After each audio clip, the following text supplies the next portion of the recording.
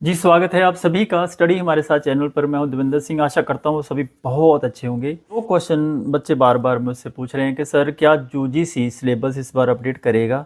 अगर करेगा तो कितना करेगा? क्या हमें अभी वेट करनी चाहिए या फिर हमें पहले वाले जो सिलेबस है उसी के आधार पर तैयारी करते रहना चाहिए? दूसरा क्वेश्चन था कि क्या जो 40% वाला क्राइटेरिया है, जो जनरल कैटेगरी वाले बच्चे हैं, जो 40% का जो कट ऑफ का क्राइटेरिया बना रखा है यूजीसी ने, क्या यूजीसी की जो फाइनल कट ऑफ बनती है क्या उसी के आधार पर होती है या फिर उसके लिए कुछ अलग होता है? ये क्वेश्चन काफ़ी ज़्यादा पूछने वाला है और इन डेप्थ इसके ऊपर हमें थोड़ा सा चर्चा करने की ज़रूरत है।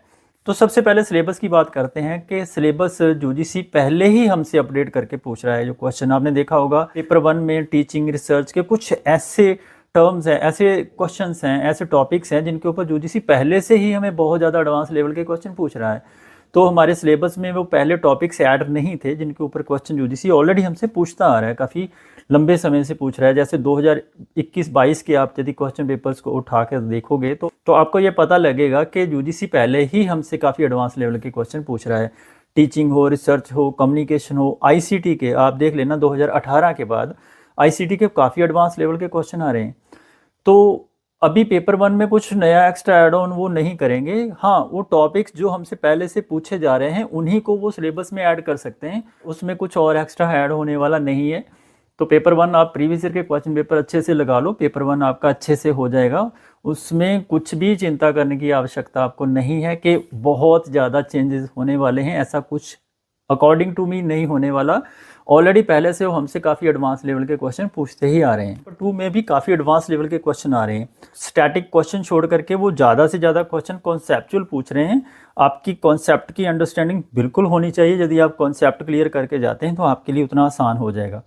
वहीं बात करें कि क्या नया अपडेट होगा, जैसे हमारा हिस्ट्री का सिलेबस है, काफ़ी वास्ट सिलेबस तो पहले से ही है। अभी रिसेंटली जो एग्ज़ाम हुआ था उसमें मैंने देखा कि कुछ टॉपिक्स ऐसे हैं जिनके ऊपर सिलेबस में उसके बारे में मेंशन नहीं है, जैसे वर्ल्ड वार 1, वर्ल्ड वार 2 या फिर वर्ल्ड हिस्टोरियंस हैं, उनके ऊपर क्वेश्चंस यूजीसी अभी टच कर रहा है धीरे धीरे करके, लेकिन सिलेबस में हमारे में वो मेंशन नहीं है।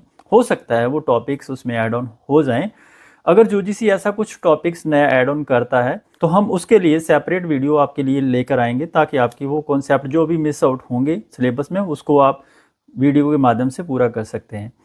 बाकी रही बात, आप अपनी तैयारी पूरी करते रहिए क्योंकि टाइम कम है। सिलेबस का अपडेट होने का इंतज़ार मत कीजिए, उससे आपका समय जाएगा, आप भटक जाएंगे, उसका कोई फ़ायदा नहीं। आप प्रीवियस ईयर्स के सारे क्वेश्चन पेपर्स को अच्छे से पहले एक बार स्टडी कर लो, आपको वहीं से ही आइडिया हो जाएगा कि हमें पढ़ना क्या है।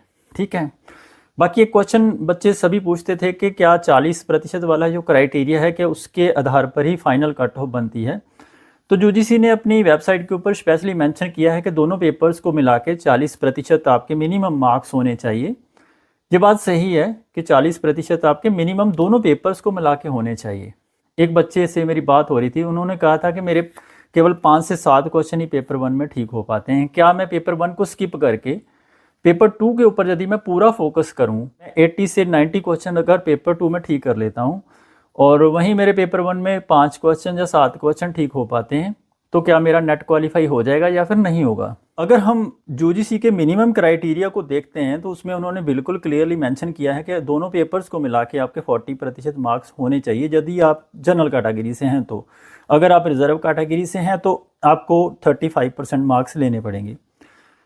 अगर किसी बच्चे के पेपर 1 में 5 से 7 क्वेश्चन ठीक होते हैं तो पेपर 2 यदि उसका बहुत अच्छा है, 85 या फिर 90 के आसपास वो क्वेश्चन ठीक कर ले जाता है, तो पेपर 1 में यदि उसके 5 से 7 क्वेश्चन ठीक होते हैं तो दोनों को मिलाकर यदि उसके 92 93 क्वेश्चन ठीक होते हैं, तो मेरा ऐसा मानना है कि अभी तक मेरे पास जितने भी रिजल्ट्स आए हैं, बहुत सारे टॉपर्स हमारे चैनल से हैं, आपने देखा होगा उनकी वीडियोज़ को भी, तो उनका ना तो नेट होगा ना फिर जेआरएफ होगा। आप भी एक बात सोच के देखिए, यूजीसी ने पेपर 1 को क्यों इंट्रोड्यूस किया है? आपको टीचिंग आनी चाहिए, रिसर्च के बारे में आपको पता होना चाहिए। यदि आप रिसर्च स्कॉलर बनेंगे तो आपको रिसर्च की बेसिक्स पता होनी चाहिए, टीचिंग के बेसिक्स पता होनी चाहिए। यदि आप असिस्टेंट प्रोफेसर बनते हैं तो अल्टीमेटली हमें पढ़ाना ही है ना। कम्युनिकेशन आप कैसे करते हैं बच्चों के साथ क्लासरूम में, तो कम्युनिकेशन वाला सेक्शन भी इम्पॉर्टेंट है।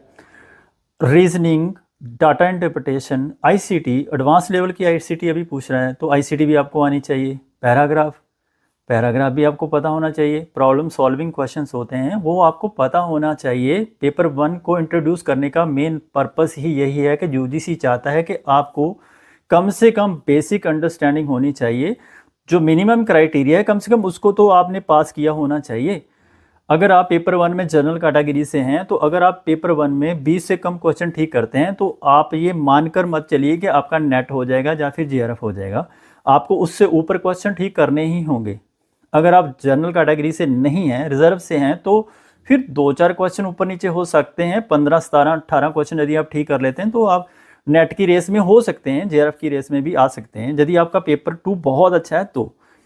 अगर आप सोचते हैं कि हम 10 क्वेश्चन से अंदर पेपर 1 को ठीक करने के बाद वहीं पेपर 2 में बहुत ज़्यादा क्वेश्चन ठीक कर लें तो हमारा नेट या फिर जेआरएफ हो जाएगा, तो ऐसा नहीं होगा। अगर किसी बच्चे का पेपर 2 बहुत अच्छा है, वो 80 to 90 क्वेश्चन ठीक कर लेता है, वहीं पेपर 1 उसका बिल्कुल अच्छा नहीं है तो 10 क्वेश्चन ठीक कर पाता है, तो उसका ना तो नेट होगा ना फिर जेआरएफ होगा। ऐसा मैंने अभी तक कोई रिजल्ट नहीं देखा है। यदि आपने किसी ने देखा है तो कमेंट करके ज़रूर बता दीजिएगा नीचे।